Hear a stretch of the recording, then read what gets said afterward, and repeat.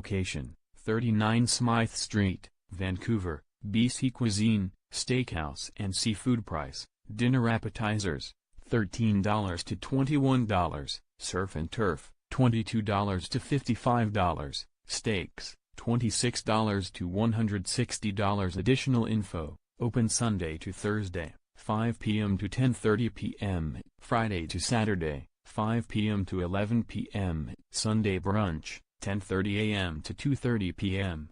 Reservations recommended. Rating system, casual dining. Victor, the flagship restaurant in Parq Vancouver, is primarily a steakhouse, but it also specializes in a wide array of Pacific Northwest seafood. One assumes this showcasing of regional ingredients is an overture to the good citizens of Vancouver, many of whom were not at all pleased about having a big Las Vegas-owned casino plunked on a prime parcel of downtown real estate.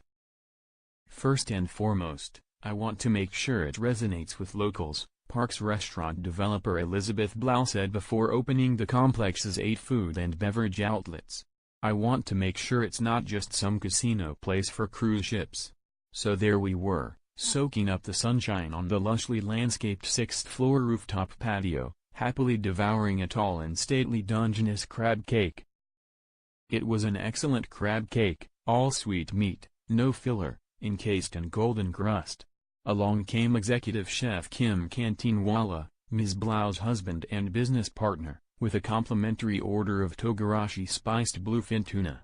It was served on a sizzling hot Himalayan salt block with a small bottle of ponzu sauce that is squeezed over top for razzle-dazzle smoke effect. Let's forget for a moment the pointlessness of putting such an expensive piece of endangered fish, one that has already been quickly seared and sliced, on a hot rock in the hands of a guest, where it can very easily be overcooked. What a waste!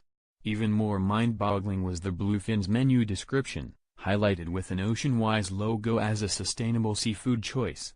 Really? In what alternate universe? I wasn't the first person to report the logo's misuse to the Vancouver Aquarium Oceanwise program, which does not recommend any variety of bluefin tuna. The misstep underlines that Blau and Associates just doesn't get Vancouver.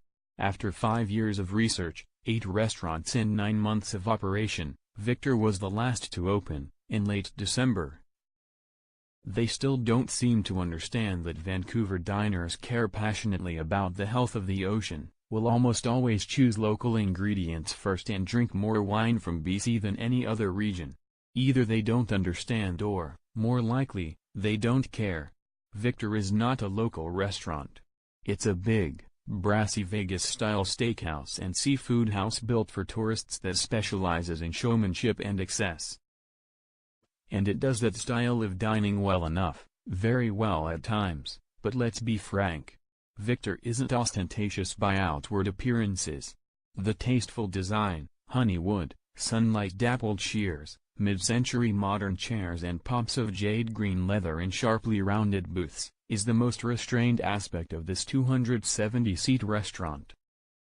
Its flamboyant personality shows better on the plate, in voluptuously gooey mac and cheese waffles, fat stacks of onion rings thickly coated in crushed pretzels, more groan than moan-inducing, and creme brulee donuts, spelled donut, crowned with a gravity-defying, gold-flecked cloud of maple-flavored cotton candy.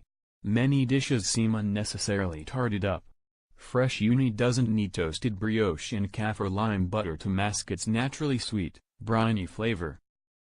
The only logical reason for serving caviar with diced cornichons instead of the usual capers, never a good garnish idea in the first place, is to blunt the taste of caviar. Even the 13-year-old I dined with one night turned up her nose at the crackling coated creme brulee donuts. I don't want to break my teeth.